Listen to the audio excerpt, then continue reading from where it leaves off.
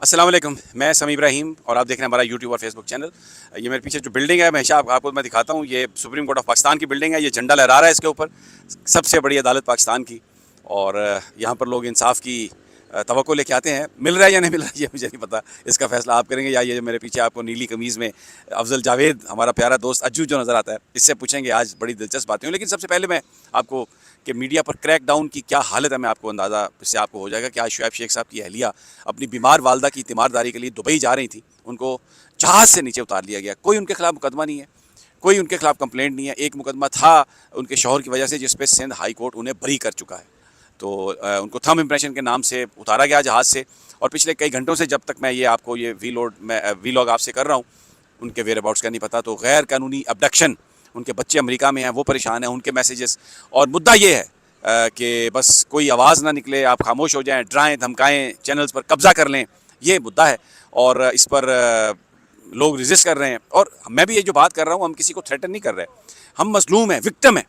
तो मजलूम जो है वो दादरसी के लिए अल्लाह को भी याद करता है, और जो अरबाब इख्तियार हैं उनके नाम भी अपील करता है, और जो लोग हैं उनको भी बताता है कि हमारे साथ ये जुल्म हो रहा है, तो प्लीज़ मेरे लिए दुआ करें और मेरी मदद करें। तो ये जो कुछ भी मैं कह रहा हूँ, ये पाकिस्तान की कौम पूरी इस वक्त विक्टिम है चंद लोगों की, जो ताकतवर लोग हैं और इस वक्त इक़्तिदार पर काबिज़ हैं और अपनी मनमानियाँ कर रहे हैं।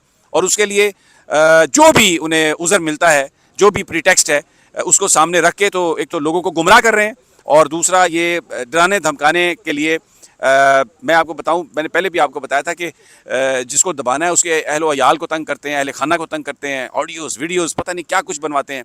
और फेक ऑडियोज़ का तो एक मेला लगा हुआ है। अब आप मुझे बताएं, 4 तस्वीरें लगा के 4 ख़वातीन की आप गुफ्तगू ऑन एयर कर दें सोशल मीडिया पर, और नीचे नाम लिख दें, क्या आपने और मैंने कभी सुना हुआ है उनको? मुझे क्या पता ये उनकी ऑडियो है या नहीं है। अच्छा, फिर अगर ये सारी ऑडियोज़ आप एक तसलसल से देखें और सुने, तो आपको ऐसा लगता है कि एक बहुत बड़ी साजिश थी, जिसके तहत जो हमारे जो फ़ौजी इंस्टॉलेशंस हैं उन पर हमला हुआ, और वो पीटीआई ने किया। आप अंदाज़ा करें ना, इतनी बड़ी बड़ी सियासी जमात, और उसके हवाले से इस किस्म की गुफ्तगू, इस किस्म के नज़रियात, और ये चीज़ इस्टेब्लिश करना, उसके ऊपर वसाइल लगाना। पीटीवी, अब आप देखें पूरे चैनल जो हैं सारे के सारे पीटीवी बने हुए हैं। से नो टू 9 में करोड़ों रुपए के इश्तिहार चला रहे हैं, माल बना रहे हैं, और ये समझते हैं कि इस तरह शायद ये सिचुएशन पर काबू पा लेंगे। ऐसा नहीं है। मैं बार बार ये कहता हूँ कि अगर इनको इतना यकीन है कि पीटीआई बिल्कुल ख़त्म होगी और सारे लोग छोड़ गए, तो कल इलेक्शन करवा लें, जीत जाएंगे। फिर तो ये क्यों नहीं करवाते इलेक्शन? अभी भी मुद्दा क्या है? लोगों को आप बेवकूफ़ बनाना चाहते हैं। माजी में आपने भुट्टो के खिलाफ कैंपेन की, इवन नवाज शरीफ के खिलाफ कैंपेन की, तो कौन सी कैंपेन कामयाब हुई आपकी? कभी कामयाब नहीं हुई और ना होगी। आज अदालतों में भी इन चीज़ों का मजाक उड़ाया जा रहा है। आज इस्लामाबाद हाई कोर्ट में असद उमर साहब की दरख्वास्त है ज़मानत, और उस पर ये उन्होंने कहा, जज साहब ने हंसते हुए, कि देखें ज़मानत तो हम दे रहे हैं, अब बाहर निकल आएंगे, अगर कोई प्रेस कॉन्फ्रेंस आपने नहीं की तो फिर क्या होगा आपके साथ? फिर आप दोबारा आ जाइएगा, देख लें। तो उस पर बाबर वान साहब ने मुस्कुराते हुए कहा कि नहीं, इंशाल्लाह प्रेस कॉन्फ्रेंस नहीं होगी, यानी बाहर निकल के ये ऐलान नहीं करेंगे कि मैंने पीटीआई छोड़ दी है। वैसे लोगों से एफिडेविट लिया जाता है, फिर उनको छोड़ा जाता है, और वो बाहर आकर इमरान खान को गालियाँ निकालते हैं, पीटीआई को गालियाँ निकालते हैं, और कहते हैं हाँ जनाब बिल्कुल।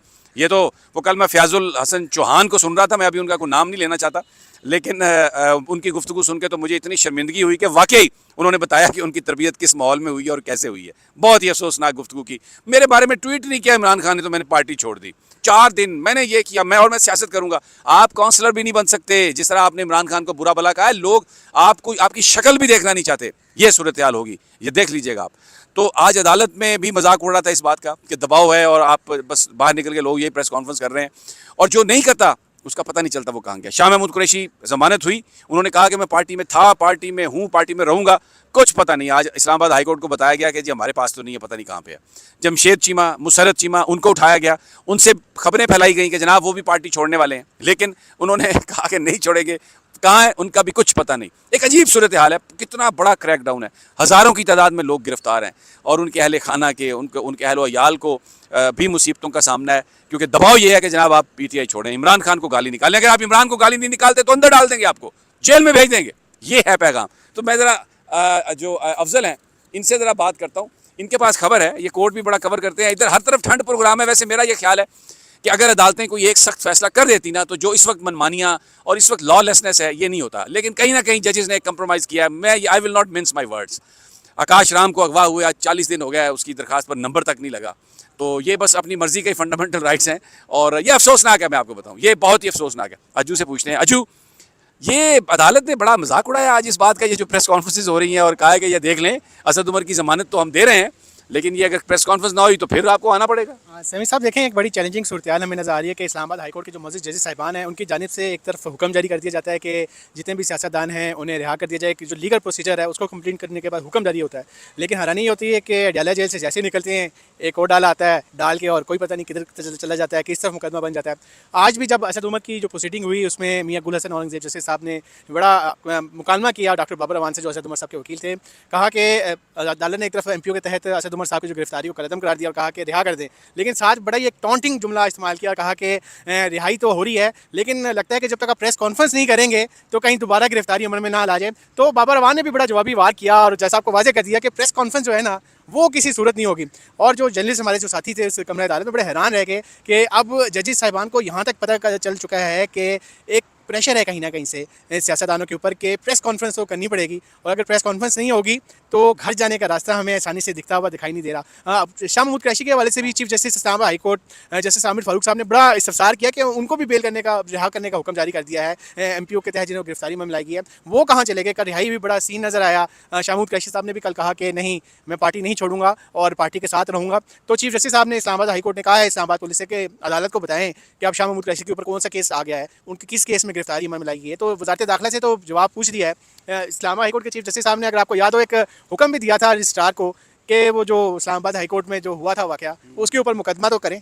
तो मुझे तो लग रहा है कि जजेस साहिबान बड़े बेचारे असल बात यह है कि जजेस जो हैं वो बेबस हैं, और यही उमर अता बंदयाल साहब ने भी कहा था कि हम फैसले करें तो उस पर अमल दरामद कौन कराएगा। बहरहाल अफजल जावेद ने हमें इंसाइट दी है कि अब जजेस भी मजाक उड़ा रहे हैं, और मुझे लगता है कि अब फैसले अगर आएंगे, ये जो झंडा लहरा रहा है मेरे पीछे, ये अल्लाह करे कि ये लहराता रहे और खुदा हम सबको अकल दे।